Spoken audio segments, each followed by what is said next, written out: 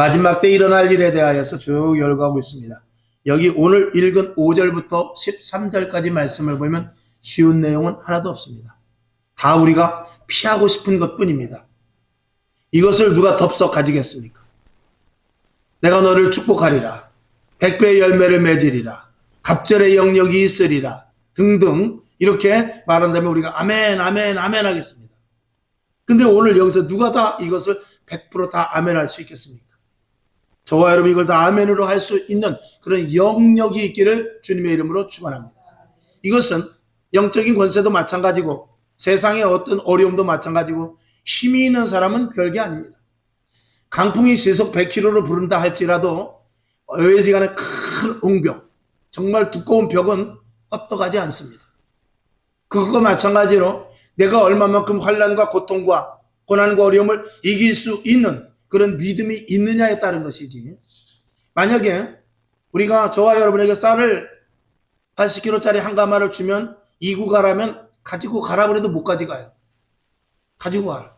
반드시 머리에 이고 가야 된다. 혹은 어깨에 메고 가야 된다. 그러면 이 남자들 몇 명은 가지고 가겠지만 여자들은 주어도 못 가져갑니다. 그러나 강호동이나 이만기 같이 씨름 선수 같은 사람은 나는 두 가마 줘라 이렇게 말할 수 있을 것입니다. 문제도 마찬가지입니다. 문제는 언제든지 이 믿음에 따른 것이지 문제의 크고 작고는 문제가 되지 않는다라는 것을 저와 여러분이 반드시 명심해 두시길 바랍니다. 우리가 문제가 일어나고 사건이 일어나고 환난 고난이 오는 것은 어디에서 일어나는 일이냐면 그냥 이 땅에서 일어나는 일입니다. 이 땅에서 일어나는 일이라는 것을 저와 여러분이 알아야 돼요. 그러면 이 땅을 이 온 우주 만물을 만드신 이가 지으신 이가 하나님이시며 우리는 이 땅의 모든 것들을 다 정복하고 다스릴 수 있다는 권세가 주어졌음을 그걸 믿어야 돼요. 그렇기 때문에 만약에 자동차 엔지니어가 자동차에 대해서 다른 건 몰라도 교통사고가 나고 무슨 법률적인 문제는 모른다 할지라도 차가 고장난 것에 대해서는 그 차를 만든 엔지니어는 걱정하지 않습니다. 무슨 부속이 필요한데 그 부속만 갖고 와. 그러면 내가 고쳐줄게 하고 아무리 고장난 차라도 다 고쳐줄 것입니다. 자동차에 관하여서는 이 땅에서 일어나는 어떤 일이라 할지라도 하나님이 주관하시고 하나님 안에 속하여 있고 또 그 우리가 하나님의 자녀라는 것에 대한 분명한 인식만 있다면 문제가 문제되지 않는 것입니다. 그러니까 여리고성이 내 앞에 있어도 걱정이 없는 것이고 홍해가 내 앞에 있어도 문제가 없으며 요단강을 건너라면 거뜬히 건너는 것이죠. 광야에 갖다 놓는다 할지라도 그곳에서 하나님의 도우심이 있음을 믿는 자들은 걱정하지 않는 것입니다. 그래서 여러분에게 더욱더 믿음이 극대화될 수 있기를 주님의 이름으로 축원합니다. 믿음이 크면 클수록 문제는 점점 작아진다는 사실. 저와 여러분 살아가면서 왜 문제가 있겠습니까? 오늘도 이 본문 마태복음 24장 5절부터 13절까지 말씀 하나도 우리가 받아들이기 어려운 문제입니다. 여기 보면은 사람을 미혹하게 하는 거짓 그리스도가 나타나고 난리와 난리 그리고 나라가 나라 전쟁이 일어나며 기근과 지진이 일어날 것이고 그리고 모든 민족들에게 우리가 미움을 받을 것을 이야기하고 또 서로 간의 시험에 빠져서 오히려 믿는 자들끼리도 배신한다는 그런 사건의 내용들도 있습니다. 거짓 선지자들이 많이 일어나고 사람들 간에 사랑이 식어질 것에 대해서 이야기하는데 이걸 누가 감당하며 이런 일이 일어났을 때 내가 그것을 극복하고 그것을 제어할 수 있겠느냐 이 말이죠. 이것은 오직 믿음밖에 되지 않는데 성경은 13절에 뭐라고 하냐면 끝까지 견디어 인내하라고 말합니다. 구원을 위해서 구원받은 자가 끝까지 구원을 향하여 인내하며 나갈 것을 이야기하고 있습니다. 그 인내하며 나가는데 무엇이 있어야 되느냐? 원동력은 믿음입니다. 믿음이 없으면 이 구원이 자칫 하나님께서 나에게 준 가장 귀한 것인데 쌀한가마보다가 될 것 없는 하다못해 하찮은 쌀한가마도 우리가 주면 감당 못하면 가져가지 못하는데 구원이라는 정말 큰 하나님의 좋은 선물을 줬는데 그걸 감당하지 못하면 안 되지 않습니까? 여러분에게 믿음을 극대화시킬 수 있기를 주님의 이름으로 축원합니다. 자, 오늘 본문으로 들어가서 믿음이 자라기 위해서 하나님은 우리들에게 무엇을 주시느냐? 고난이라는 것을 겪게 한다는 것입니다. 이 고난과 고통을 통해서 믿음이 자라게 하신다는 것이죠. 자, 성경을 한번 보죠. 나눠드린 거를 한번 보죠. 그 보게 되면은 제가 가진 것과 여러분과 가진 것이 다르지 않습니다. 마지막 때의 가장 큰 특징, 진리, 진실, 의, 선보다 불의, 거짓, 악이 난무한다. 뭐 여러분들이 현실로 뉴스를 봐서 알고 돌아가는 세상을 보면 저와 여러분이 잘 알고 있습니다. 그러면서 그 밑에 세상의 불의가 더 많은 것은 점점 세상의 불의가 많은데 여러 가지 측면이 있겠습니다만 그런 것으로 인해서 고난과 역경을 통해서 살아계신 하나님을 만나게 하기 위한 위함이다. 그러니까 코로나가 생기고 지진이 생기고 기근이 생기고 또 우리에게 경제적인 어려움이 있을 때 그때 하나님을 만나는 통로가 되는 사람이 있는가 하면 그것을 모르는 사람이 있는데 하나님의 자녀들에게는 그런 일들을 통해서 더 깊이 있게 하나님을 만나는 통로로 만들어주시기 위한 위함이다라는 것을 알아야 됩니다. 그래서 그렇지 않아도 우리는 하나님을 만나는데 라고 말할 수 있지만 사람은 그렇지 않습니다. 뒤에 이제 보게 되면 사람은 편할수록 하나님과의 거리가 희한하게 멀어지게 될 수밖에 없습니다. 그래서 하나님께서도 죄송하지만 밀당을 하는 것입니다. 왜? 가까워져야 하기 때문에 그런 것이죠. 자, 그래서 누가복음 아시는 대로 21장 19절을 볼까요? 시작. 너희의 인내로 너희의 영혼을 얻으리라. 아멘. 야, 우리 영혼을 얻는 데 있어서 끝까지 인내해야 될 것을 오늘 마태복음 24장 13절과 동일선상에서 말씀을 하고 계시고 있는 것입니다. 이거는 언젠가 한번 말씀을 설교를 했습니다만 그리스도인이 받는 세 가지 고난에 대해서 첫 번째는 일반적인 어려움입니다. 이건 경제적인 어려움, 전쟁, 기근, 이거는 믿는 자들이나 믿지 않는 자들이나 똑같이 다 받습니다.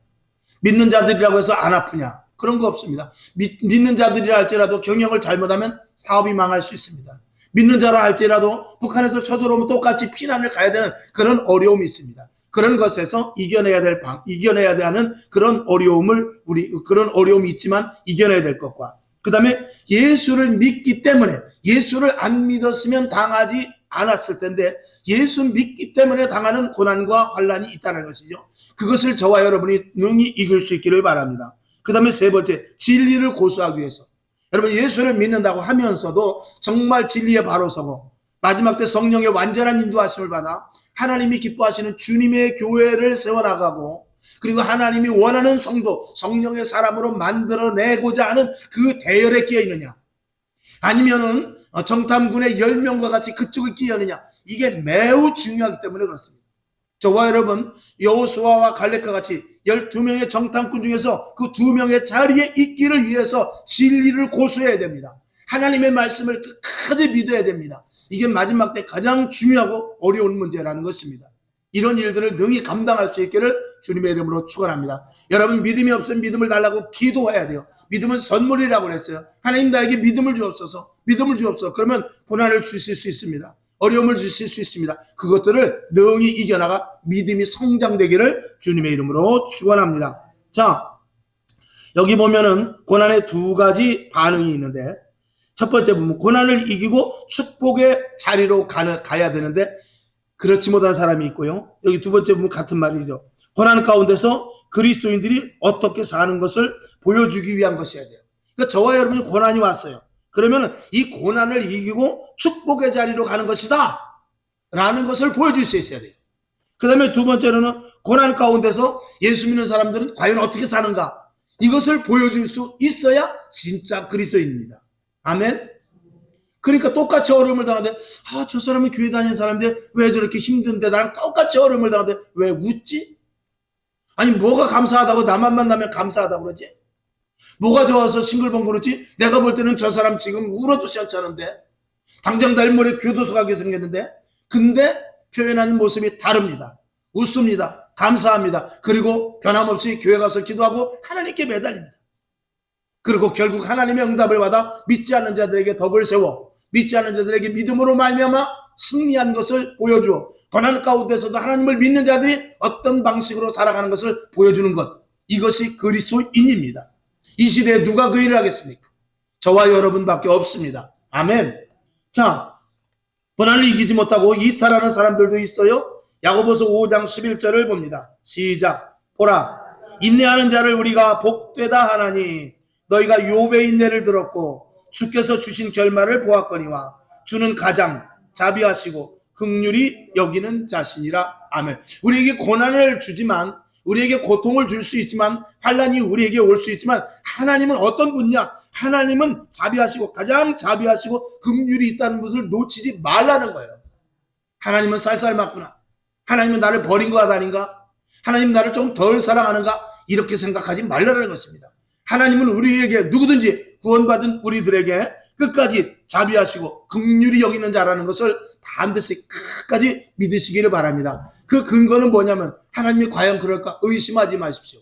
왜냐? 하나님은 우리를 구원하실 때 예수 그리스도의 피로 사셨기 때문에 절대 하나님이 우리를 배신할 수 없습니다. 배신이라는 말이 그렇습니다만 절대 하나님이 우리를 사랑하지 않을 수가 없는 것은 피로 샀기 때문에 그래요.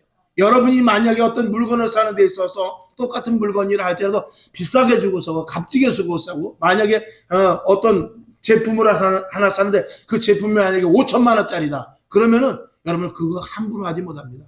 남들이 와서 이거 별거 아니라 그래도 너는 별거 아닐지 모르지만 나는 별거다. 이렇게 말하지 않겠습니까?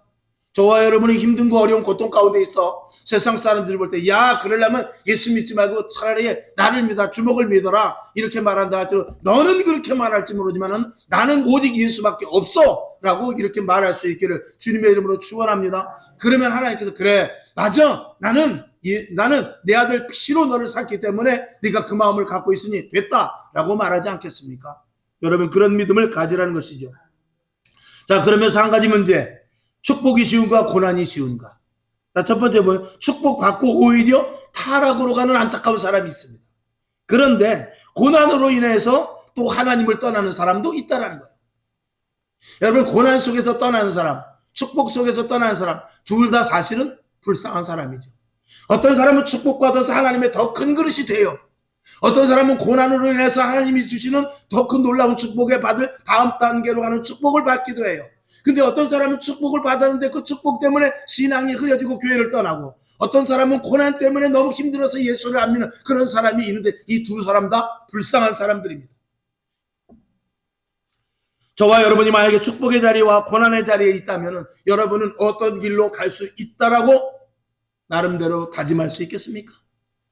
여러분이 지금의 자리에 축복의 자리를 할지라도 지금이 고난의 자리를 할지라도 고난 때문에 신앙을 저버리거나 축복 때문에 교만하여서는 절대로 안 될 것이라는 것을 말씀을 드리는 것입니다. 아멘. 모든 것이 하나님께로부터 왔다라고 생각하면 고난도 하나님이 주신 것이요. 또 축복도 하나님이 주신 것이요. 욥의 고백과 같이 주신 이도 하나님이시요.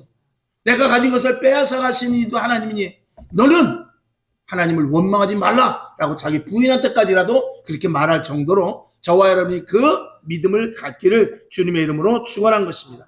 자 그러면서 그 밑에 중요한 말씀입니다. 중요한 것은 다 같이 볼까요? 시작. 중요한 것은 육적인 고난을 이겨 영적인 사람으로 만드시려는 의도를 알지 못하면 고난은 계속될 수도 있습니다. 깨닫기를 주님의 이름으로 축원합니다. 깨닫는 자는 고난에서 벗어납니다. 반드시 중학교, 고등학교, 대학교 올라가는 데 있어서 시험을 치러야 됩니다. 그 시험을 치러서 합격 점수가 나오지 않으면 계속 그 시험을 쳐야 됩니다. 저와 우리 신앙인들 가운데 자기가 걸려 넘어지는 부분이 있어요. 그 부분을 반드시 넘어야 됩니다. 어떤 사람은 자녀, 어떤 사람은 물질, 어떤 사람은 건강, 어떤 사람은 남편, 아내, 어떤 사람은 사업, 어떤 사람은 자기의 명예, 어떤 사람은 자기의 취미 이런 것들 때문에 신앙이 항상 거기서 걸리는 사람이 있습니다. 어떤 사람은 참 여행을 좋아하는 사람이 있어요. 그래서 사진 가서 카메라를 들고 다니면서 사진도 찍고 그래가지고 공모전도 해가지고 1등 상도 타고 그래요. 그 사람이 어떤 이제 기회가 생겨가지고 동호회끼리 주의를 끼고 해외를 가게 됐습니다. 근데 그것에 대해서 목사님이 그래도 불구하고 취미도 좋지만 하나님이 우선입니다. 해외여행도 좋지만 공모전에 나가서 1등 하는 것도 좋지만 하나님께 영광 올리는 것이 우선 아니겠습니까? 했을 때 시험을 들어버렸다. 그러면은 그 사람은 안타까운 사람입니다. 그 사람이 다시 회복하고 들어온다 할지라도 그 사람은 그것 때문에 또 걸려 넘어질 수도 있는 것입니다. 그것을 철저하게 버릴 수 있고 그것보다 더 큰 믿음을 가져서 그걸 누를 수 있어야 그 사람이 축복의 자리에 갈 수 있습니다. 그 개인에게 있어서는 축복의 자리로 가는 고난일 수 있습니다. 그 고난의 길을 넘어서 축복의 자리로 가는 저와 여러분이 될 수 있기를 주님의 이름으로 축원합니다. 자, 그래서 그 밑에 보면 축복이 이 땅의 자랑이나 누림으로 생각하는 사람도 있습니다. 우리가 분명히 알아야 될 것은 물론 축복받아 그리고 또 하는 일이 잘 돼서 하나님께 영광 올린다. 그렇기 때문에 하나님이 영광 받으실 것이다. 이렇게 생각할 수 있습니다. 물론 당연한 일입니다. 그런데 우리가 분명히 알아야 될 것은 이 땅의 축복과 자랑, 즉 내가 하는 일이 잘 됐다고 해서 하나님이 축복이요.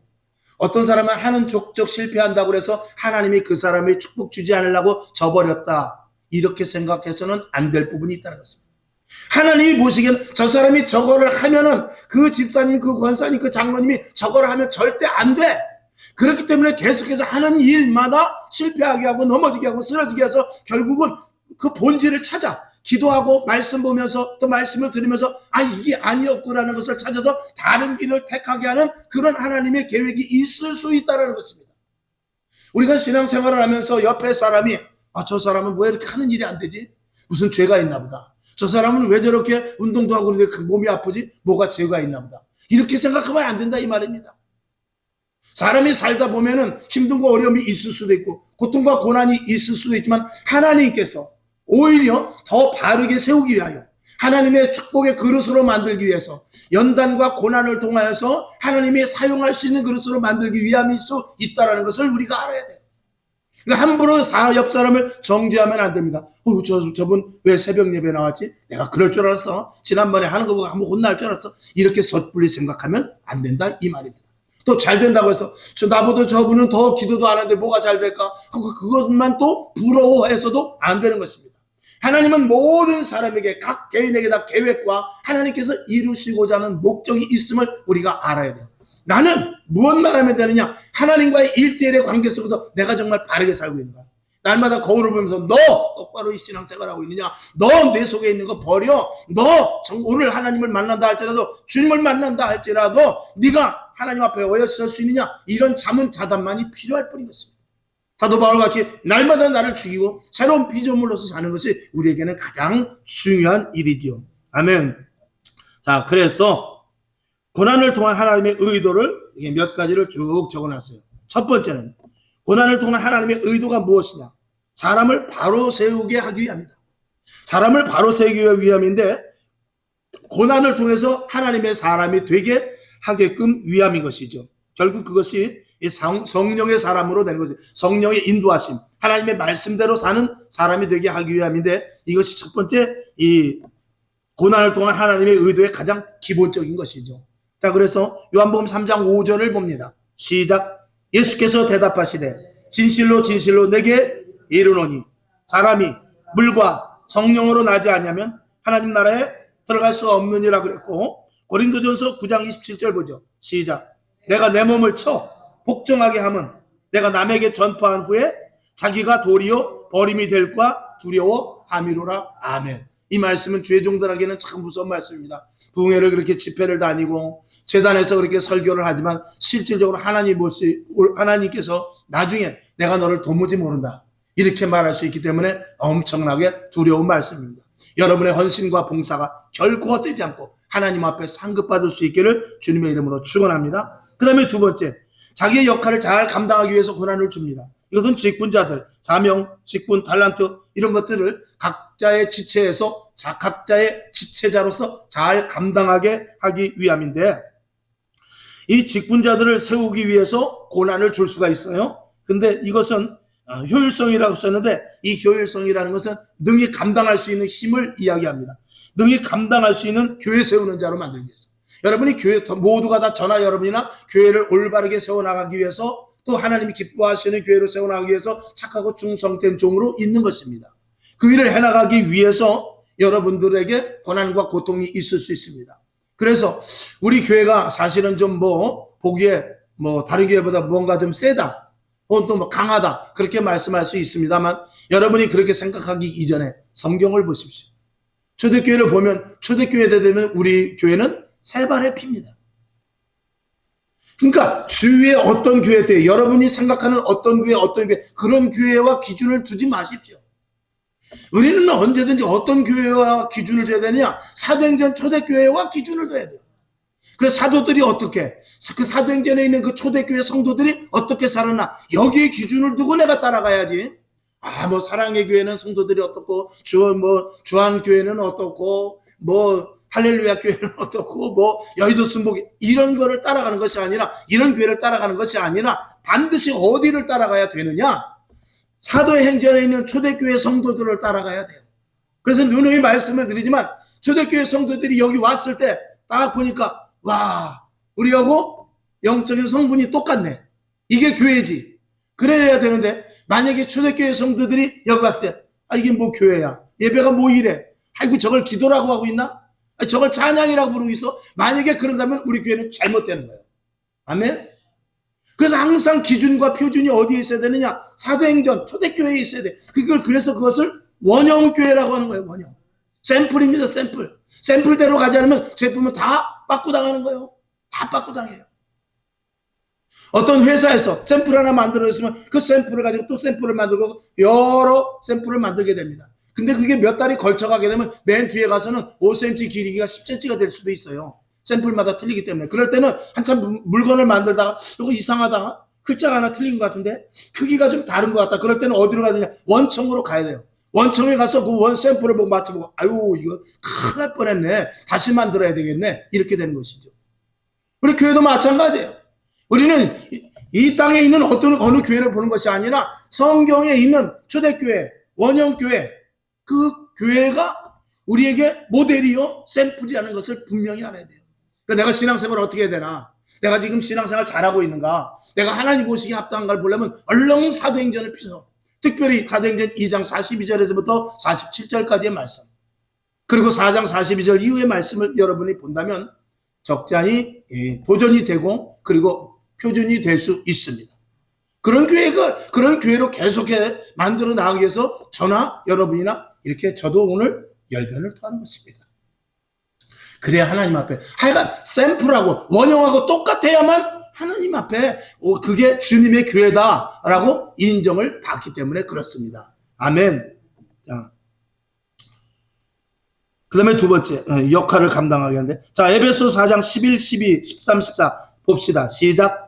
그가 혹은 사도로 혹은 선지자로 혹은 복음 전하는 자로 혹은 목회와 목사와 교사로 주셨으니 이는 성도를 온전케 하며 봉사의 일을 하게 하며 그리스도의 몸을 세우려 하심이라.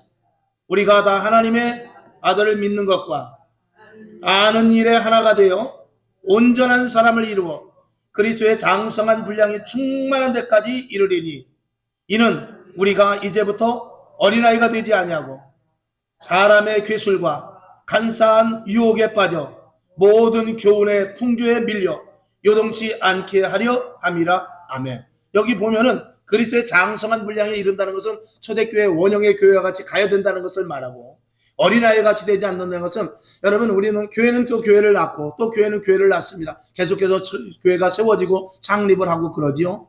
저와 여러분도 마찬가지입니다. 우리 교회가 어디까지 가야 되느냐? 조금 전에 말씀을 드린 대로 사도행전 초대교회까지 가야 되는데 그 교회하고 우리 교회하고 봤을 때 우리 교회가 어린아이 같으면 안 돼요. 여러분 우리가 아이를 낳으면은 어린아이가 있는데 다 커서 20살, 30살이 돼도 어린아이가 있어요. 30이 넘어 40이 됐는데도 결혼할 생각을 안 하고 그리고 집에서 엄마가 주는 밥 먹고 엄마가 주는 용돈 가지고 게임방에 가서 실컷 있다가 집에 와서 밥 줘 이러는 40대가 왜 없겠습니까? 그러면 그는 장성한 분량에 이르는 자가 아니라 항상 어린아이로서 있는 자들이죠. 그것과 마찬가지로 교회가 일단 세워졌다. 우리 교회가 벌써 오래됐습니다. 몇 년이라고 말 못하겠네요. 오래됐습니다만 그럼에도 불구하고 이게 교회가 세워져서 처음에 교회가 세워져서 점점 장성한 분량이 되는데 어디까지 가야 되느냐? 초대교회와 같이 가야 돼요. 그래야 하나님께서 3,000명, 5,000명 하나님께서 맡기고 보내줄 수 있다 이거죠.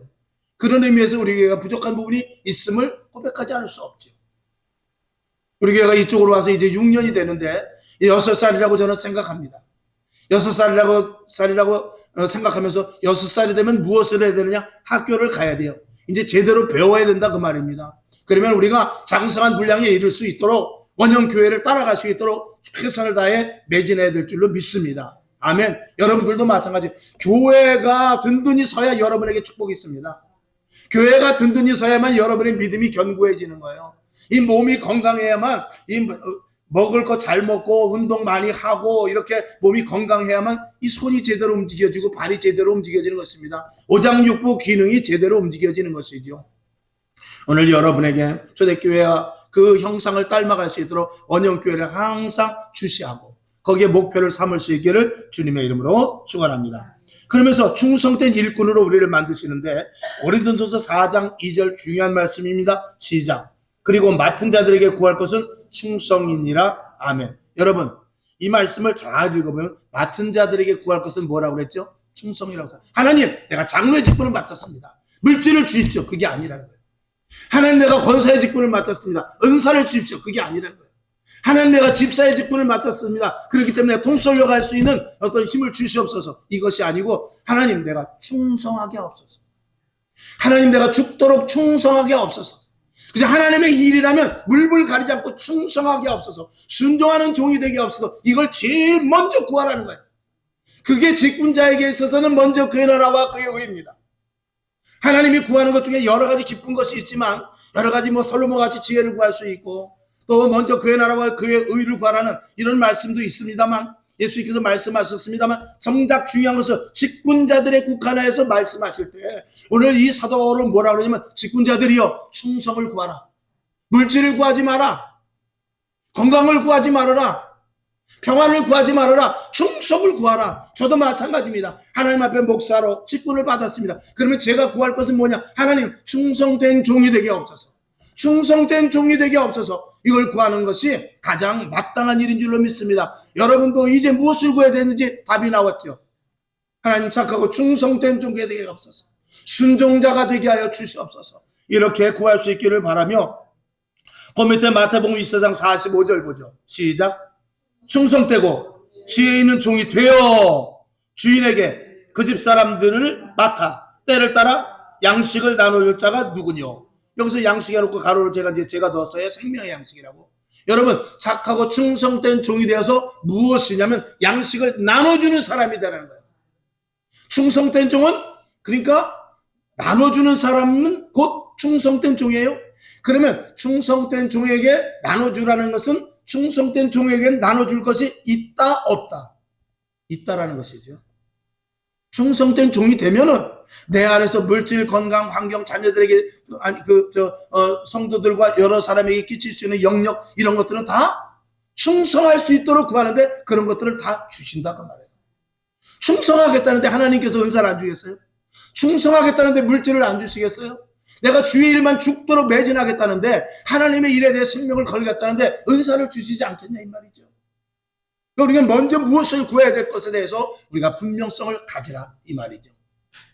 그래서 고난을 통해서 하나님께서 너 잘못 구했어. 이게 아니야. 라고 고난을 통해서 직분자들에게 충성을 구하라고 오늘 말씀하고 있는 것입니다. 아멘이시죠? 자, 세 번째. 생명을 걸고 복음 전하는 일을 하게 하기 위함이다. 생명을 걸고 복음을 전하게 하기 위해서는 고난의 수반이 돼요. 지난번에 양 목사님 말씀도 말씀드렸습니다만 양 목사님이랑 엊그제도 통화하면서 무슨 말씀을 하시냐면 이런 말씀을 하시더라고요. 하나님께서 더욱더 세밀하게 저를 끌고 가시는 것 같아요. 그러더라고요. 저는 그 말씀을 듣고 놀랐어요. 아, 그런 것들을 깨달았구나. 세밀한 것으로 이끌고 가시는 것 같아요. 그러는 속에 그게 무슨 말이냐면 내가 몸이 아프니까 몸 아픈 사람을 전도할 수 있고 정신병 치료를 받은 사람은 정신병 또 교도소 갔다 온 사람들은 이 교도소에 간 사람들을 전도하기가 쉽습니다. 근데 그걸 좀 더 디테일하게 하는 것이죠. 좀 더 디테일하게 좀 더 깊이 들어가서 예를 들어서 똑같은 암을 앓았다 할 때도 암이 아팠는데 근데 그때 남편도 정말 내 편이 아니더라고 라든지 아니면 그때 돈이 없어가지고 정말 내가 입원비가 없었는데 하나님께서 정말 도와주시지 않았으면 그때 내가 일어날 수가 없었다. 또 아니면 몸이 이렇게 아파가는데 또 밥은 맛있는지 모르겠어 라든가 이런 디테일한 부분까지도 세밀하게 여러 다각도로 알게 해주셔서 똑같은 환자와 상담을 하고 그를 전도하는 데 있어서도 모든 그 사람의 특별성을 가진 것에 대하여서까지 대응할 수 있는 방법을 하나님께서 가르쳐 주시는 것 같다 그 말이죠. 여러분 신앙도 그겁니다. 우리가 예수 믿고 구원받으라가 아니라 자기가 가진 간증과 체험이 분명하고 그리고 분명한 신앙을 가지고 디테일하게 말할 수 있어야 돼요. 그냥 예수 믿으면 좋습니다. 이건 믿으려면 믿고 말라면 마더라. 그거밖에 되지 않는단 말이죠. 물론 우리가 서두는 그렇게 합니다. 첫 단추는 그렇게 열지만 그런 디테일한 부분을 여러분들이 숨겨진 보화와 같이 갖고 있어라 그 말입니다. 그래서 체험을 해야 되고 신령한 은혜를 맛볼 수 있어야 됩니다. 그러기 위해서는 원론으로 들어간다면 성경 많이 봐야죠. 성경 많이 볼 수 있기를 바랍니다. 자, 그래서 땅끝까지 전하라는 명령에 순종하기 위해서인데 로마서 8장 35절을 보죠. 시작. 누가 우리를 그리스도의 사랑에서 끊으리요. 환난이나 곤고나 핍박이나 기근이나 적신이나 위협이나 칼이나. 여기 보면은 환난이나 곤고나 핍박이나 기근이나 적신이나 위협 이런 것들이 하나님의 사랑, 아무리 그런 것들이 강하다 할지라도 하나님의 사랑을 끊을 수 없다 그 말이거든요. 그 말인데 우리가 한번 또 다른 측면에서 보면은 오히려 이 환난이나 고난이나 핍박이나 기근이나 적신이나 위협을 통해서 하나님의 사랑과 더욱더 깊어지는 관계도 된다 이 말입니다. 이 두 가지를 병합해서 볼 수 있어야 돼요. 그러니까 하나님의 사랑은 고통, 고난, 환난, 위험, 핍박이 있다 할지라도 절대 끊어지지 않죠. 절대 하나님께서 내가 어렵다고 힘들다고 하나님께서 너는 너무나 고통이 많기 때문에 주의 일 못하겠구나. 내가 너를 버린다. 그러진 않아요. 그런데 그것뿐만이 아니라 하나님은 우리들에게 고통과 고난과 위협, 칼에 대한 어려움, 이런 정말 극한 어려움이 있다 할지라도 그것을 통해서 하나님을 깊이 있게 만날 수 있는 계기도 만들어주신다 그 말입니다. 그러니까 고난이 내게 유익이라. 뒤에 보면 나오겠습니다만 여러분에게 어찌하든지 간에 힘듦과 어려움을 능히 이길 수 있는 큰 믿음자들 될 수 있기를 주님의 이름으로 축원합니다. 자, 그래서 고난과 환난을 통하여 더 하나님이 함께 하심을 체험하고 견고한 복음자가 되기 위해서 고난을 우리에게 주십니다. 네 번째, 이방인에게 복음 전파. 이 이방인에게 복음 전파는 특별한 선교 사역을 감당하는 이들을 지칭해서 이야기할 수도 있습니다. 그래서 특별한 선교 사역을 감당하는 사람은 지금도 해외 선교를 한다든지 또 특별 목회, 장애인 선교라든지 이렇게 하시는 분들도 있습니다. 그런 분들은 만약에 우리가 그냥 평범하게만 목회한다면 장애인들에게는 누가 복음을 전하겠습니까? 저 아프리카에는 누가 복음을 전하겠어요? 이슬람권 사람들에게는 누가 복음을 전하겠어요? 그것과 마찬가지로 특별한 자도 하나님께서 쓰시는데 그런 자들에게 주시는 또 특별한 고난도 있다라 그 말입니다. 그러니까 그것을 피하면 저는 죽어도 아프리카는 싫습니다.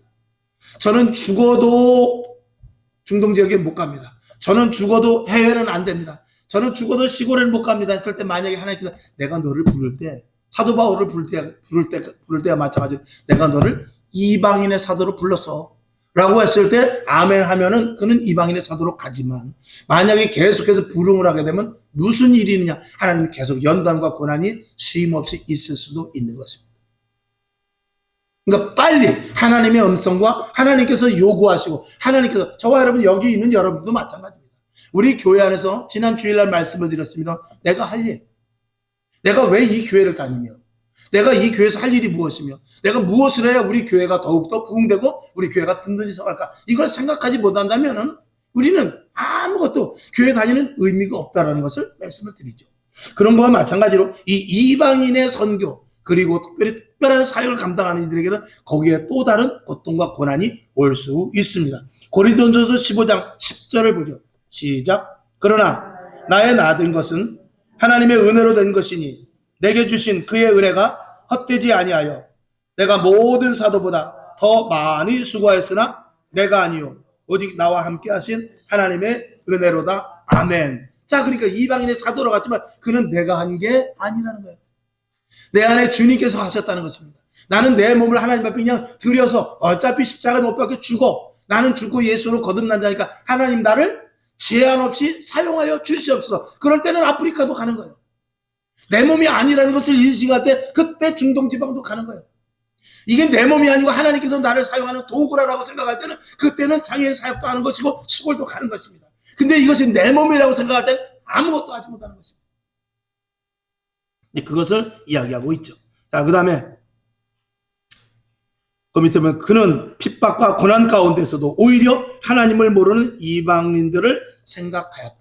자기는 그만큼 핍박한 사람, 그리고 예수 믿는 사람들을 죽이러 다녔던 사람이기 때문에 사도가 될 가치가 없었던 사람이라는 것을 알았기 때문에 어디든지 갈 수가 있었던 사람이었던 것이죠. 그러니까 모든 것들이 하나님께서 다 철저하게 의도된 하나님의 시나리오였다라는 것을 우리가 알 수 있죠. 근데 그 하나님의 시나리오에 의하여 움직이지 않는 사람이 있다면 그것을 불충한 자라고, 착하고 충성된 종이 아니라 악하고 게으른 종이 될 수밖에 없는 것이죠. 그러면서 당연히 하나님께서 그런 이들에게는 은사를 주십니다. 놀라운 은사를 주십니다. 그 하나님의 명령에 순종하면 순종할수록 은사와 그리고 하나님께서 주신 권세는 더욱더 클 수밖에 없다라는 것을 말씀을 드립니다. 다섯 번째, 완전한 성령에 거듭난 사람이 되기 위하여 지속적으로. 여기 보면은 첫 번째 보면 사람을 바로 세우기 위해서 해놓고 그 밑에 보면 성령의 사람이 되게 한다 그랬는데, 이 다섯 번째 말씀은 거기에 한 걸음 더 나가서 뭐냐면 지속적으로. 이 지속적으로 성령의 사람, 지속적으로 하나님의 사람, 끝까지 오늘 지금 이 자리에 오신다 할지라도 제가 서두에 예배 드리기 전에 말씀을 드렸듯이 내가 무엇을 하다가 주님을 만날 터인데 분명히 무엇을 하다가 만날 그때에 나의 수치스러운 모습 속에서 주님을 만나지 말아야 돼요. 아멘이시죠? 내가 하나님이 기뻐하시는 자리에 있을 때 주님을 만나면 좋다 그 말입니다. 그런 나름대로 구원을 갖고 치사하게 장난하는 것이 아니라 우리가 좀 더 하나님을 인식하자라는 의도로 제가 말씀을 드린 것입니다. 그러니까 성령 받은 사람이 성령의 충만함을 유지하자면 안 됩니다. 선교 사역을 감당하는데 조금 힘들다고 며칠 하다 와버리면 안 되듯이 하나님께서는 이 거듭난 자, 성령의 사람으로 지속하기 위해서 하나님께서 고난을 줄 수 있다는 것입니다. 그런 고난을 받아가지고 그런 고난을 인식하면서 하나님께서 나에게 이게 채찍질하는 것이구나. 달리는 말에 채찍질해서 고지가 얼마 남지 않았으니 더 가자, 이리야 하듯이 채찍질하는 것이구나. 이렇게 깨닫는 자가 되는 것이 이 고난의 목적이다라는 것이죠. 자, 고린도 후서 12장 7절 시작.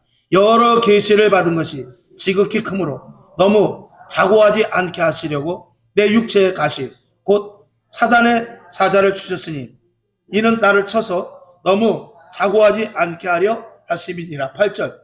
이것이 내게서 떠나기 위하여 내가 3번 죽게 간구하였더니 내게 이르시기를 내 은혜가 내게 족하도다. 이는 내 능력이 약한 데서 온전하여 짐이라 하신지라. 이러므로 도리어 크게 기뻐함으로 나의 여러 약한 것들에 대하여 자랑하리니 이는 그리스도의 능력으로 내게 머물게 하려 함이라. 그러므로 내가 그리스도를 위하여 약한 것들과 능욕과 궁핍과 핍박과 곤란을 기뻐하노니 이는 내가 약할 그때 곧 강함이니라. 아멘. 사도 바울은 오히려 약할 때 강함이었다라는 것을 고백하는데, 하나님께 하나님 내가 몸이 너무 아픈데 이렇게 아파가지고 제가 어떻게 선교를 하겠습니까? 라고 3번이나 기도했는데 하나님은 뭐라고 응답했냐면 내 은혜가 내게 족하다. 오히려 네가 약할 때 강함이 된다 라고 이렇게 말을 하고 있습니다. 여러분, 사람이 약할수록 힘이 없는 것이 아니라 어떨 때는요, 이 약할 때 하나님께서 분명히 쓰신다고 오늘 성경 말씀에도 있습니다만, 저는 이제 언젠가도 그 우스갯소리를 한번 말씀을 드렸죠. 부부간에도 그렇습니다. 이 여자가 강하면은요, 이 남자가 도와주질 않습니다. 여자가 약해야 돼요. 그래서 이 못을 하나 박으려고 하다가 못을 박다가 손가락을 탁 쳐가지고 그래갖고 남자가 못도 못 박아. 그러고 남자가 박아주는데, 남자보다 여자가 못을 더 잘 박으면 남자는 일 안 합니다. 그러니까 여자는 조금만 가다가 붙여서 그러고 엄살을 부려야 돼요. 밥을 하다가도 조금만 이렇게 밥을 푸다가 뜨거우면 뜨거워, 밥 못 푸겠네. 여자가 약할수록 남자는 강해집니다. 여자가 못도 다 받고, 여자가 나가서 삿단문도 다 내리고, 여자가 마당도 다 쓸고, 그렇게 하면 남자는 아무것도 안 합니다. 뭐하러 당구 치러 다니죠. 뭐하러 일하겠습니까? 지금 이 시대 가만히 보면은요, 이 남자들이 상대적으로 약해진 게 뭐냐면 여자들이 상대적으로 강해졌기 때문에 그래요. 이 여자는 아무것도 하지 말아야 돼요. 못해야 됩니다. 여자들이 못하면 그러면 받는 건 뭐만 받냐? 사랑만 받습니다. 여자들이 강하면요, 사랑받기 힘듭니다. 제가 너무 노골적으로 이야기를 했나요? 여자가 가면 사랑받기 어렵습니다. 여자는 약할수록 사랑을 받기에 마련입니다. 조금만 아파도 무지하게 아픈 척 하세요. 엄살을 많이 부려야 됩니다. 그리고 못하는 게 말해야 돼요. 그냥 힘없으면 같이 그냥 굶고 있으면 됩니다. 그래야 남자가 이렇습니다. 여러분에게 정말 하나님 앞에 마찬가지. 내가 못한다고 하나님 나는 죽었습니다. 내가 못합니다. 나는 법원도 모르고 나는 변호사도 모르고 나는 지식도 없고 아는 사람도 없고 나는 이 문제를 해결할 능력도 없습니다. 그러니 하나님께 해주십시오. 그리고 날마다 여기 와서 울고 불고 하면 하나님이 하고 그러면서 하나님께서 해주십니다. 물론 제가 유치하게 이야기를 했습니다만 사도 바울은 그런 마음을 가요. 하나님, 나는 어떻게 내가 로마까지 가겠습니까? 어떻게 배를 타고 건너가서 어떻게 그 로마라는 그 거대한 나라에 가서 내가 복음을 전하겠습니까? 저는 못합니다. 하나님, 온전히 시간, 계획, 목표, 설정된 이 모든 시나리오를 주님께서 맡아 주관하여 주시옵소서. 이렇게 하나님께 완전하게 맡겼던 것이죠. 저와 여러분, 신앙, 믿음 이런 것들을 하나님께 온전히 맡기고 하나님의 의도대로 움직일 수 있기를 주님의 이름으로 축원합니다. 그래서 여기 보면 평안할 때 교만함과 나태로 인해 또 사명을 잃어버릴 수 있기 때문이다 라고 이렇게 결론을 지었습니다. 자, 이제 마지막으로 6번째, 교회를 세우는 사람으로 만들기 위해서 고난을 주기도 합니다. 주님의 명령은 뭐냐면 주님의 몸된 교회. 주님의 몸된 교회라는 것은 2000년 전에 예수님께서 하셨던 일을 그대로 하기 위한 그런 교회입니다. 그리고 초대교회, 사도행전 교회를 그대로 세우는 것입니다. 그리고 두 번째로는 성령이 분명하게 인도하는 교회. 성령이 강력하게, 사도행전 20장 28절인 대로 성령님께서 감독자가 되시는 교회가 되지 않으면 안 되기 위해서 우리를 쳐서 복종시켜서 성령의 인도함을 받아 교회를 세워가는 자로 만들게 하시는 것입니다. 자, 마태복음 16장 18절 시작. 또 내가 네게 이르노니 너는 베드로라. 내가 이 반석 위에 내 교회를 세우리니 음부의 권세가 이기지 못하리라. 아멘. 예수님께서는요 뭐라 그러냐면 내 교회를 세우라고 그랬어요. 주님께서 이 교회를 세우라고 한 것은 명령입니다. 그리고 교회는 내 몸이라고 그랬어요. 근데 이 유튜브 같은 데 보면 교회는 필요 없고요. 그냥 사람들이 모여서 하는 어떤 하나의 그 장소일 뿐이지 교회 건물 아무것도 아니다라고 교회를 아주 경시하는 사람이 있습니다. 그것은 예수님의 명령을 무시하는 것밖에 되지 않습니다. 예수님이 반드시 교회를 세우라고 그랬어요. 교회를 세워 모여서 하나님께 영광 올리고 모여서 전도하고 모여서 기도하고 모여서 성경 공부하고 모여서 훈련받으라고 했어요. 그렇기 때문에 교회라는 건물이 반드시 필요하다고 말했습니다. 회당에서 했어요. 가정집에서 했어요. 그리고 건물을 얻어서 했고 교회를 세웠습니다. 안디옥에도 세우고 고린도에도 세우고 갈라디아에도 세우고 교회를 반드시 건물 교회를 세웠습니다. 근데 교회 무용론하는 사람들은 이단입니다. 극단적으로. 예수님께서 교회를 세우라고 그랬는데 왜 교회를 부정시하고 교회에 대해서 아무것도 아니다라고 치부하고 교회 없으면 우리가 어디서 예배드립니까? 그 말 잘하는 목사님들의 설교만 들으라는 것입니까? 그것이 아닙니다. 반드시 교회에 모여서 사도행전 2장 42절에서부터 47절까지 보면 그들은 언제든지 집에서든지 교회에서든지 모이기를 힘썼어요. 모여야 되는 장소가 반드시 필요한 것입니다. 주일날 말씀을 들을 때 헌신해야죠. 봉사해야 되지 않습니까? 교회는 그런 공동체예요. 나를 드리고 내가 이 자리에 와 앉아 있어야 됩니다. 안내위원도 해야 되고요. 성가대도 해야 되고 카메라도 영상도 찍어야 되고 또 특송도 해야 되고 안내위원도 해야 되고 이런 것들이 온라인에서는 완전히 다 죽어버리게 되죠. 특정 인물 몇 명만 하고 나머지는 다 멍청하게 TV 상자 앞에서 바보가 만들어지는 것이 온라인 예배입니다. 그래서 다시 말씀을 드리지만 온라인 예배가 필요한 것이 있어요. 병원이라든지 정말 아직도 예수를 모르는 사람들이 그 온라인 예배를 보고 교회 가야 되겠구나. 어떻게 하면 나 지금 병 중에 있는데 빨리 치료되어서 예배 드리러 가야지. 이런 마음을 먹게 하기 위해서 온라인 예배를 드리는 것이지. 그래서 코로나 이전에도 온라인 예배는 있었어요. 그 예배를 보고 그 예배 영상을 보고 교회로 나오게 하기 위함이지. 이게 이제 온라인 예배 드리니까 집에서 드리도 되겠구나 하는 이것은 철저하게 이건 마귀의 장난인 것입니다.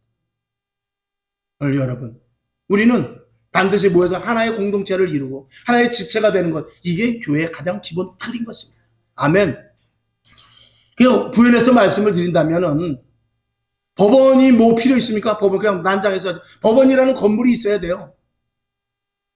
그리고 등기소라는 건물이 있어야 되고 학교라는 건물이 있어야 돼요. 건물은 벽돌로 진 거 똑같습니다. 근데 똑같은 건물을 졌어요. 저게 무슨 건물이지? 근데 나중에 보니까 편말을 딱 붙었는데 보니까 무슨 법원. 그러면 그 건물의 가치는 달라지는 것입니다. 근데 건물을 딱 지었는데 그 밑에다가 스탠드바 했으면 그 건물의 가치는 스탠드바가 되는 거예요. 건물은 별 볼일 없어요. 그러나 그럼에도 불구하고 건물의 가치는 생기는 것입니다. 뭐 때문에? 그 이름 때문에. 여러분, 무슨 성광 순복음교회 이름이라는 그 가치가 건물에 딱 붙게 되면 그 건물은 이미 가치가 무엇이 되느냐? 예수 그리스도의 몸된 가치로 격상되는 것입니다. 만약에 우리가 이 상가를 팔고 그리고 나가서 다른 분이 여기 와서 식당을 해서 만약에 만나 식당 딱 하면 이제 이곳은 그 가치가 교회의 가치가 아니라 식당의 가치가 돼버리는 것입니다. 그렇기 때문에 그 현판 하나 다는 게 얼마나 큰 가치와 그게 정말 권세 있는 일인지 모르는 것입니다. 그래서 건물에 교회라는 이름을 붙이고 함께 모여서 그곳에서 예배드리고 찬양하고 기도하고 말씀 공부할 때 위로부터 하나님께서 그 교회를 인정하게 해주시는 것입니다. 그 자리를 통해서 하나님이 역사하시는 것이죠. 주의 기름 부음과 주의 놀라운 역사와 하나님의 은사가 오순절 마가의 다락방에서 120문도가 모여서 간절히 기도했듯이 그때는 거기 마가의 다락방이 교회였습니다. 초대교회의 원자리죠. 그것과 마찬가지로 교회 무용론자는 정말 안 됩니다. 교회는 반드시 주님 오시는 그날까지 세워져야 됩니다. 어느 핍박의 때든지 그 핍박자들이 하는 것은 뭐냐면 모이지 말라 이겁니다. 모이지 말라. 집에서 하라는 거예요. 집에서 너 기도해. 왜 교회에 모이냐 이거요. 그걸 가지고 총으로 쏴 죽이고 죽장으로 죽이고 그리고 매를 때리고 그런 거 아니겠습니까? 모이지 말라는 것입니다. 근데 교회는 모이지 않으면 의미가 없는 것입니다. 아멘. 열변을 토했습니다. 속상하고 답답해서.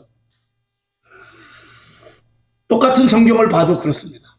해석이 그렇게 다릅니다. 자, 바른 주님의 교회를 세워 전수하고 복음의 바톤을 이어가야 되는 것이 교회를 세우는 목적입니다. 이것은 제가 수차 말씀을 드렸습니다. 또 나중에 시간 되면 또 말씀드릴 것입니다. 마태복음 28장 20절 시작. 내가 너희에게 분부한 모든 것을 가르쳐 지키게 하라. 볼지어다 내가 세상 끝날까지 너희와 항상 함께 있으리라 하시니라. 아멘. 주님께서는 항상 함께 하십니다. 교회 세우는 자들에게 끝까지 붙잡고 계실 줄로 믿습니다. 자, 그 밑에 보면 사계절이 있듯이 사계절, 봄, 여름, 가을이 고통과 고난의 시간일 수 있지만 그것이 없으면 이 지구는 썩어버립니다.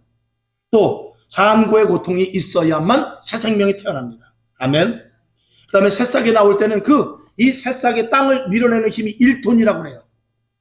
그 조그마한 콘크리트, 아스팔트 그 조금 틈으로도 비집고 나옵니다. 그 힘이 엄청나다는 것입니다. 그 얼마나 힘들겠어요. 병아리가 알을 깨고 나오는 것도 보통 일이 아닙니다.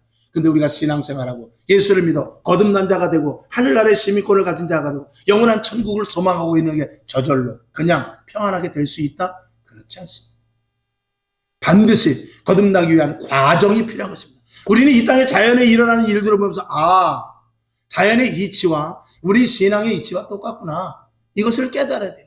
그걸 깨닫지 못하면은 우리의 신앙은 잘못 배워지는 것이죠. 자, 그다음에 비바람, 태풍으로 말미암아 열매가 맺어지듯이 이 자연 속에서 우리에게 보여주시는 바를 저와 여러분들이 배울 수 있기를 주님의 이름으로 축원합니다. 시편 119편 71편 시작. 고난당한 것이 내게 유익이라. 이로 인하여 내가 주의 율례를 배우게 되었나이다. 아멘. 다윗과 같은 사람도 이런 고백을 했습니다. 고난이 결국은 내게 유익이더라. 저와 여러분들도 이 고백 속에서 놀라운 축복이 있기를 주님의 이름으로 축원합니다. 이는 좋은 열매 상급을 받게 하려 하심인데 고린도전서 15장 19절을 보고 말씀을 맞추죠. 시작. 만일 그리스도 안에서 우리의 바라는 것이 다만 이 생뿐이면 모든 사람 가운데 우리가 더욱 불쌍한 자리라. 아멘. 이 땅이 끝이라면 오늘 이 자리에 나올 필요 없습니다.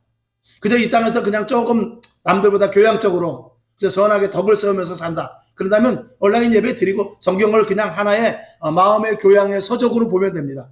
그러나 신앙은 그런 것이 아닙니다. 신앙은 절대 그런 것이 아니고 이 땅뿐만이 아니라 영원한 천국까지 연결을 짓게 하는 이 하나님의 생명에 관련된 것이기 때문에 중요한 것입니다.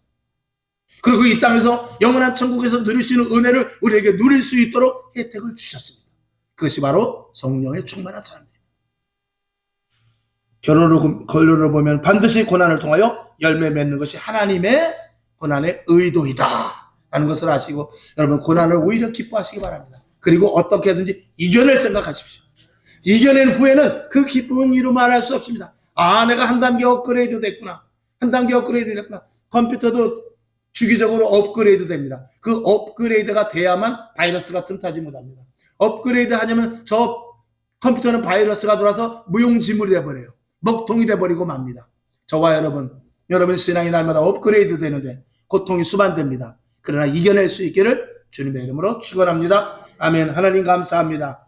오늘도 고난을 통하여 오히려 우리에게 유익이 됨을 말씀을 오늘 통해서 듣습니다. 아버지 하나님, 고난의 일 무조건 우리가 힘들다, 싫다, 나는 관계없다 이럴 것이 아니라 고난아 와라, 혼란아 와라, 고통이 나에게 와라, 마귀의 테스트가 와라, 얼마든 내가 믿음으로 이긴다 하는 이런 분명한 믿음을 갖는 오늘 이 시간 다짐의 결단의 시간이 되게 하여 주시옵소서. 그러기 위하여 주님께서 머리마다 안수하여 주시옵시고 치료와 회복과 강건함과 그리고 완전한 변화 속에서 하나님의 권세와 능력이 임하게 하여 주시옵소서. 돌아가는 발걸음이 기쁘게 하시고 감사가 넘치게 하여 주옵시며 사명감을 잃지 않도록 주여 도와주옵소서.